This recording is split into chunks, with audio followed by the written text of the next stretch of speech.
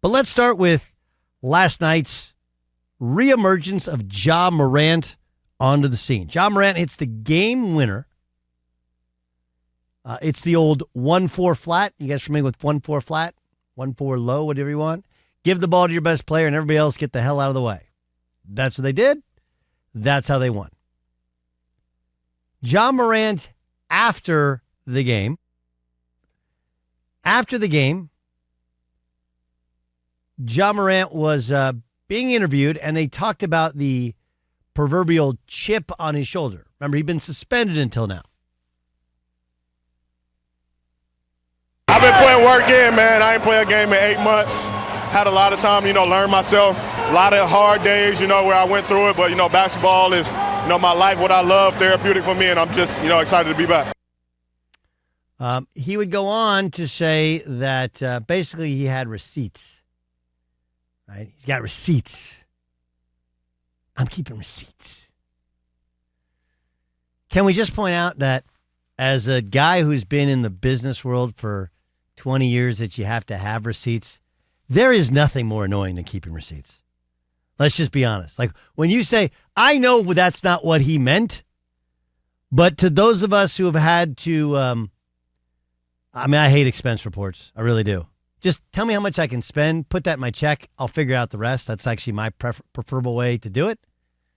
Can't stand receipts. What's the receipt? I don't know. Obviously now with everything being paid digitally, you can go online, check on your credit card, and then move that over. But keeping receipts, I still have receipts from like 10 years ago. I'm like, I don't really know what they're for. Just write it off. We can't write it off unless you tell us what it's for. Anyway, Josh said he had receipts. From what? From what? Like, look, the one thing we won't do on this show is we won't make the perpetrator the victim. That's just not what I'm going to do. I'm not. You can figure out however you want to motivate yourself when you motivate yourself. But remember, Ja Morant, who to this day is still super popular, but you go back before the story came out about him kicking the crap out of a 17-year-old who was playing pickup basketball at his house. Like, unless the guy was holding the gun and he wasn't, how are you feeling threatened at your own home when you're playing pickup ball and all your guys are there and then they curb stomp him because you checked the ball, he checked the ball in a way you didn't like? Like, what are we doing here? So you start with the idea that he curb stomps a dude. Then you go to last year where he not once but twice brandished a gun, or what looked like a gun and may have been a gun or may not have been. I don't know. I don't care. The first one was dumb. The second one was stupid. That's just the reality to it. But the only thing dumber or stupider than the first and the second time, combined with kicking the crap out of a 17-year-old who checked the ball in a way that you felt like was aggressive, is blaming the media, saying you got receipts. For what? For what? There are lots of haters out there, and you should pay them no mind. But there weren't haters towards Ja Morant. Ja Morant consecutively and continuously did stupid stuff. And we called him on it.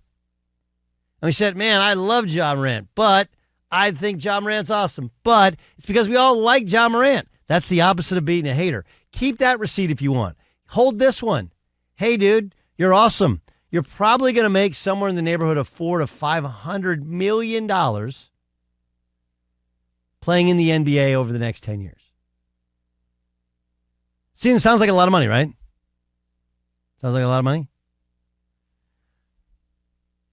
Ryan Bershinger, how much do you think? Give me a point guard of note, right? Like Steph Curry. That one. That's an MVP. Sure. Right. So like if I go and I look at Kemba Walker is now playing overseas. He's playing in Monaco. Right. And Kemba Walker he only had 1 or 2 years where people would say he was one of the elite point guards in all the NBA. Right? But he was really, really, really good. How much money in a 12-year career do you think that Kemba Walker made? If you take those couple years into account, we could go with $50 million. Made $50 million. Okay. Chris Perfett, over or under $50 million? For Ja Morant? No, for Kemba Walker. Oh, for Kemba Walker, over under $50 million. I'm going to go, I'm going to say over. Okay. Isaac Lowenkron, do you have a number you'd like to throw out there that Kemba Walker made during his 12-year NBA career, not counting this year playing in Monaco? I'm going to go way over. I'm going to say $75 million, and if that's true, I'm buying my kids basketballs and hoops on the way home today. Okay, well, stop on the way home. Oh, no. Because he made $195 million. Oh, my gosh. Wow. Okay, I need a moment. Okay. You want to do this game with anybody else? Yes. Okay. This is strangely enthralling. Give me another name. Is Chris Paul too much of a big name? Oh, okay. You want to know how much Chris Paul's made? Oh, that's got to be 300. And you guys want to know on Chris Paul? Okay. Especially when we're talking like end of career Chris Paul here. It doesn't matter what end of career. Yeah. We're talking in totality. Totality. Okay. He threw out $300 million. Over or under $300 million? Over. Okay. What about you, Bersinger? $300 million. Over. I'll go over. Okay. What about you, Ilo? Do you think it's over or under $300 million?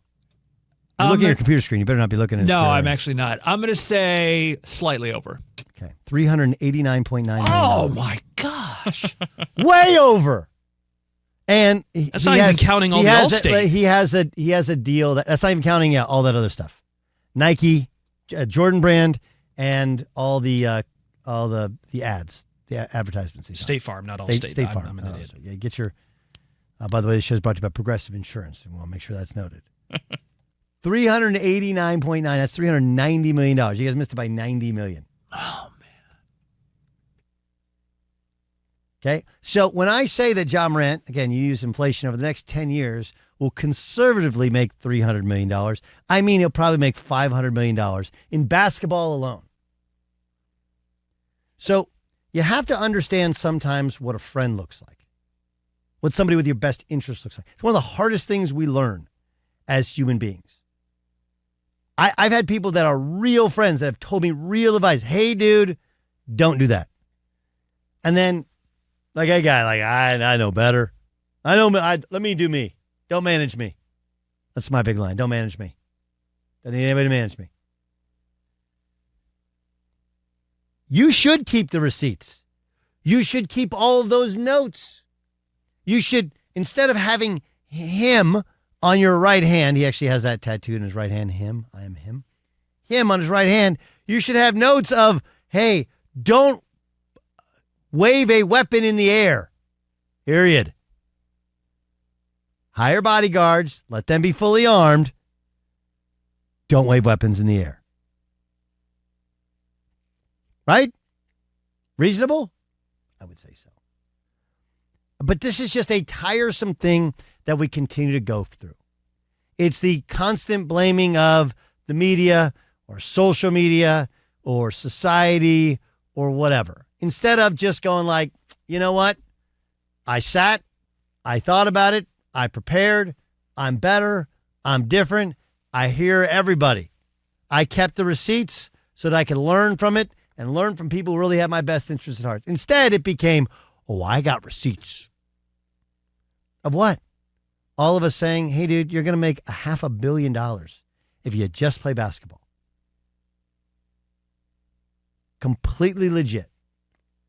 By the way, state of Tennessee, no state income tax. Bringing home a lot more than a lot of other dudes and a lot of other teams.